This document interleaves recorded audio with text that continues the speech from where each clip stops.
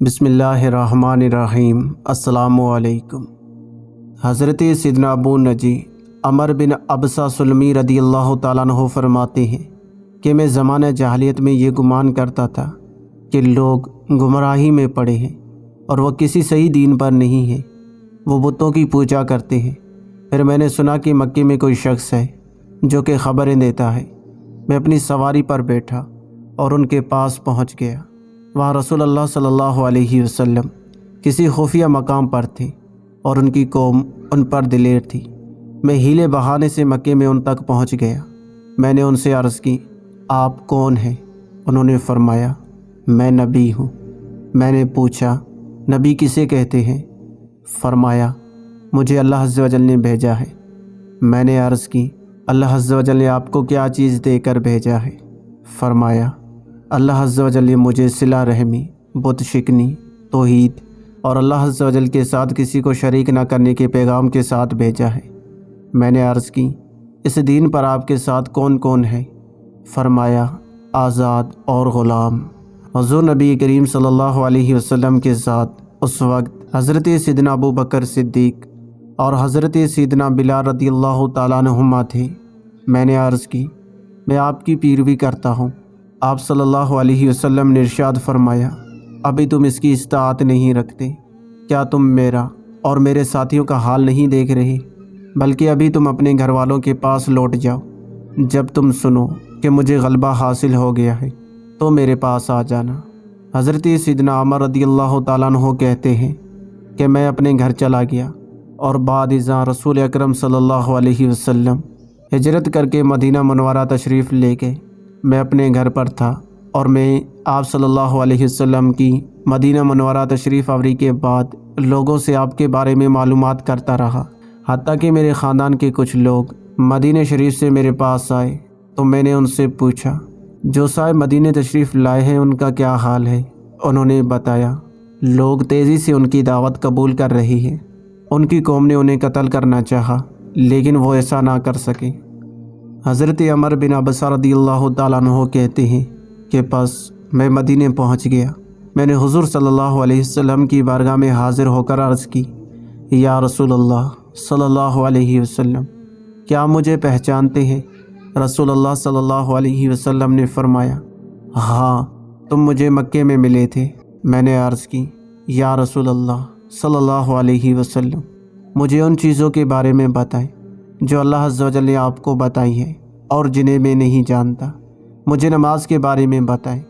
رسول اللہ صلی اللہ علیہ وسلم نے فرمایا، صبح کی نماز پڑھو، پھر اس وقت تک نماز سے روکے رہو جب تک سورج ایک نیزے کے برابر بلند نہ ہو جائے، کیونکہ سورج شیطان کے سینگوں کے درمیان طلوع ہوتا ہے اور اس وقت کافر اس کو سجدہ کرتے ہیں۔ پھر نماز پڑھو، کیونکہ اس وقت فرشتے نماز میں حاضر ہوتے ہیں اور گواہی دیتے ہیں، یہاں تک کہ جب سایہ نیزے کے مقدار سے کم ہو جائے تو اس کے بعد نماز سے رک جاؤ، کیونکہ اس وقت جہنم بھڑکائی جاتی ہے۔ پھر جب سورج ڈھل جائے تو نماز پڑھو، کیونکہ نماز میں فرشتے حاضر ہوتے ہیں اور گواہی دیتے ہیں، یہاں تک کہ تم عصر کی نماز پڑھو۔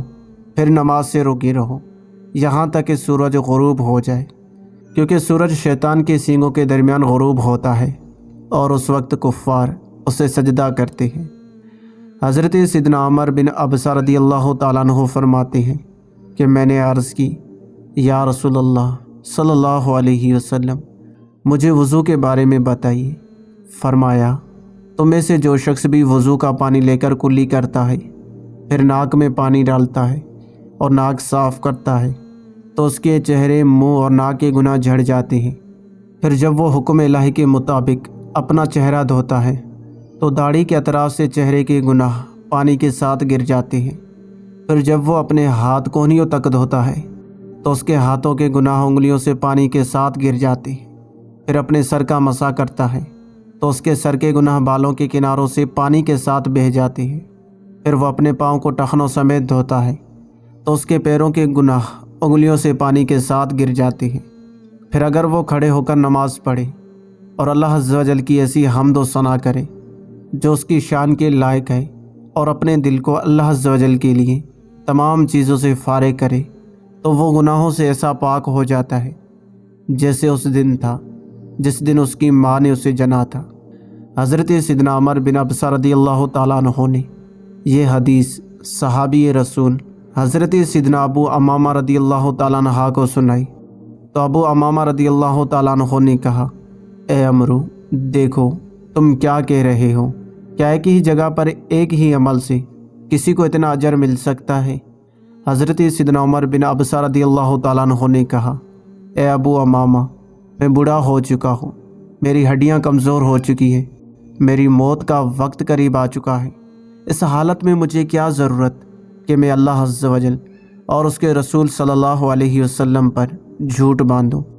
अगर मैंने ये हदीस रसूलुल्लाह सल्लल्लाहु अलैहि वसल्लम से एक बार, 2 बार, 3 बार, हत्ता के 7 बार तक ना सुनी होती तो मैं इस हदीस को कभी बयान ना करता, बल्कि मैंने तो ये हदीस 7 बार से भी ज़्यादा सुनी है।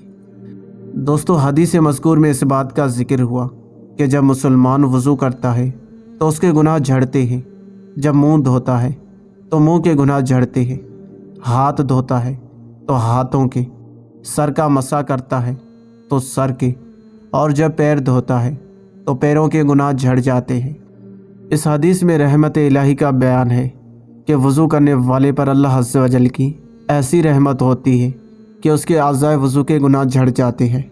मुसलमान गुनाहों की दलदल में फंस जाए और फिर अपने रब की बारगाह में हाज़िरी के लिए वज़ू करे तो वो गुनाहों की निजासत से पाक और साफ़ हो जाता है। अल्लाह पाक हमें अमल करने की तौफ़ीक अता फ़रमाए। आमीन।